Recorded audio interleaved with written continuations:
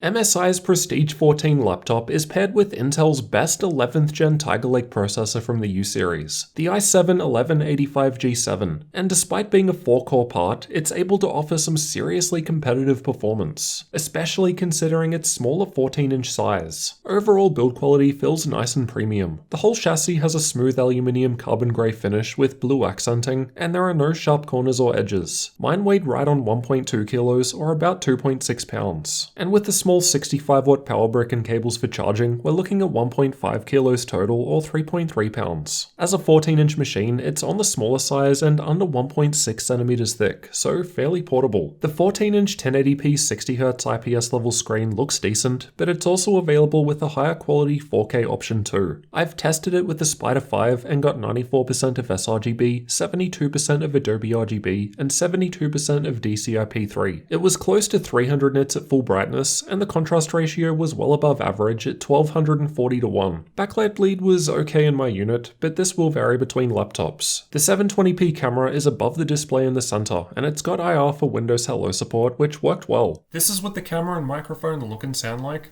This is what it sounds like to type on the keyboard. And this is what it sounds like if we set the fan to full speed. So you can still hear me okay over the fan noise. The keyboard has white backlighting which illuminates all keys and secondary key functions. The power button is in the top right, but pressing it by accident doesn't trigger a shutdown. Keyboard brightness can be adjusted between 3 levels or turned off. Typing felt good and the keys aren't very noisy. Here's how they sound to give you an idea of what to expect.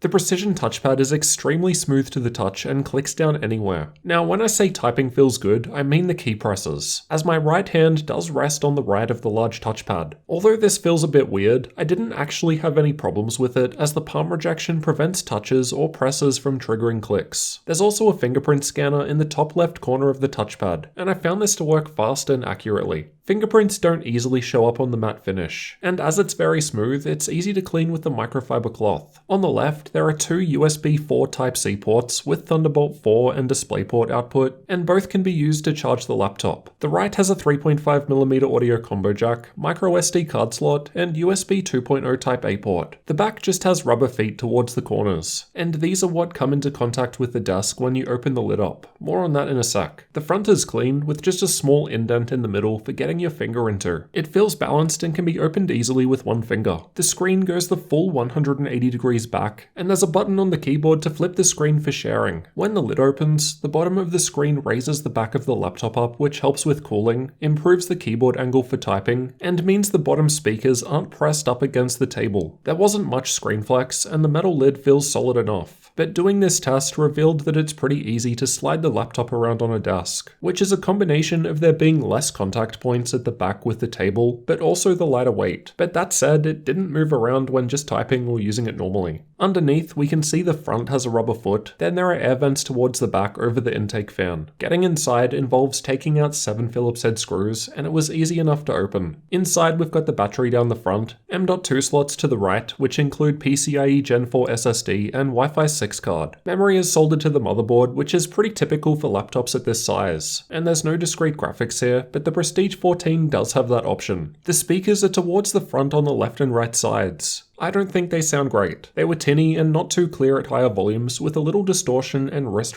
vibration at max volume, but the latency mod results were okay. The Prestige 14 is powered by a 52 watt-hour battery, and it was holding up well when compared to other laptops in the YouTube playback test. MSI note they're using a 1 watt panel, which would definitely be helping. While the Intel Xe graphics are capable of playing games at 720p, I didn't test The Witcher 3 at 1080p like I usually do here, so no gaming data due to the lack of discrete GPU.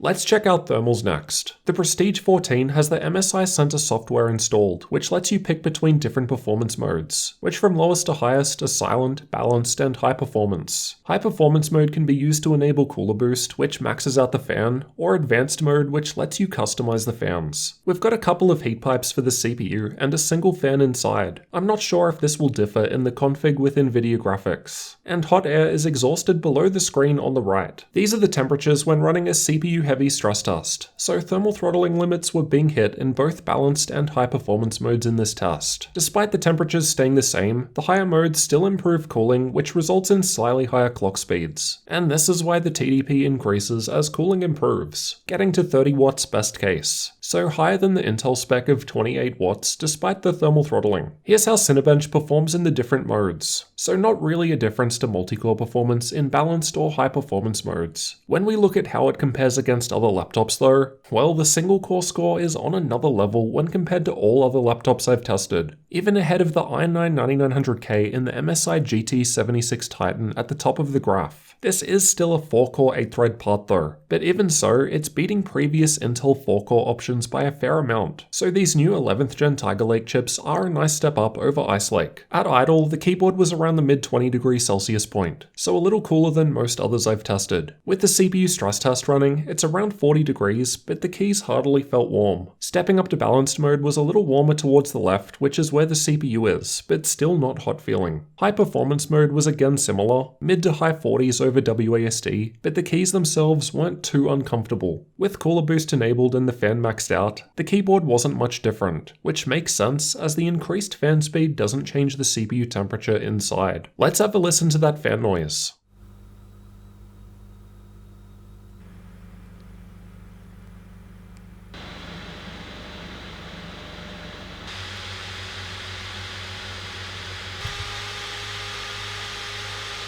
I couldn't hear it at all at silent. It was only a little louder when the stress tests were running in silent mode, so you've got the option of keeping it quiet while still getting some decent performance, as shown earlier in Cinebench. Balanced mode was a little louder, but still quieter than most others I've tested. And keep in mind this is a heavy stress test. High performance mode is louder, then with cooler boost enabled it's fairly loud now, but there's fan control so you can customize it if you want. Although not a gaming laptop by any means, the Intel Xe graphics are definitely capable of running games. AAA titles at 720p is possible as long as you're not going to max settings, while esports titles are fine even at 1080p. I've also tested some content creator workloads. Adobe Premiere video exporting doesn't do as well when compared to other laptops that have discrete AMD or Nvidia graphics though. When we look at the Puget Systems Premiere test, where higher scores are better now, it's not in last place anymore as this tests for more things than just raw export times, such as live playback. Adobe Photoshop is heavily dependent on processor performance, and as we've seen before, the i7-1185G7 has the best single-core score I've seen in Cinebench R20, so not too surprising that the Photoshop score is quite good. DaVinci Resolve on the other hand is heavily dependent on the GPU, and the Intel Xe graphics just can't keep up compared to laptops with discrete GPUs. I've used Crystal DiskMark to test the storage, and the 512GB NVMe M.2 SSD was doing extremely well for the read speed. This is the first PCIe Gen 4 SSD I've ever had in a laptop, which is possible with Intel 11th Gen. The microSD card slot was also performing quite well, basically maxing out my card, and the card clicks in and sits most of the way into the machine. For updated pricing, check the links in the description, as prices will change over time. At the time of recording, the configuration I've tested here goes for $1,100 or the 1650 Max-Q version is $400 extra. You can definitely get a better performing laptop for less money, but it will be larger and thicker. So it comes down to how much you value the smaller 14-inch size and what you're using it for. Basically, to summarize, the Prestige 14 is on the smaller side and is fairly portable with a small power brick with Type-C charging. It's got great battery life, an okay screen, granted the 4K one is probably better, great CPU performance for a quad-core, especially in single-thread performance. The read speed of the disk is great as it's got PCIe Gen 4, a benefit of Intel 11th Gen, and this also means it's got Thunderbolt 4. Granted, this isn't that big of a change over Thunderbolt 3. Anyway, let me know what you thought about MSI's Prestige 14 laptop down in the comments. And if you're new, then get subscribed for future laptop reviews like this one.